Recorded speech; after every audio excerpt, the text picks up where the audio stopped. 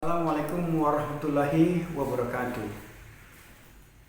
Puja dan puji syukur kita panjatkan kehadirat Allah Subhanahu wa taala, yang mana berkat rahmat dan ridhonya juala kita dalam keadaan sehat walafiat pada hari ini. Salawat dan salam selalu tercurahkan ke junjungan Nabi besar Muhammad SAW berserta keluarga, sahabat dan pengikutnya hingga akhir zaman.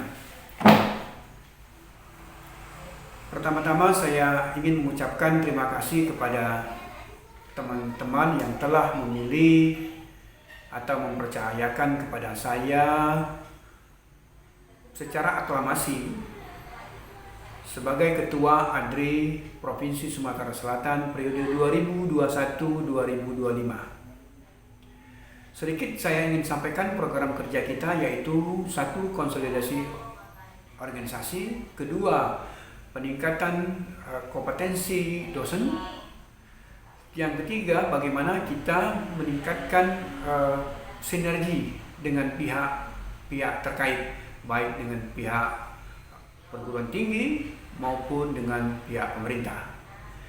Mudah-mudahan kepengurusan ADRI 2021-2025 ini akan mendapatkan barokah dari Allah Subhanahu wa taala.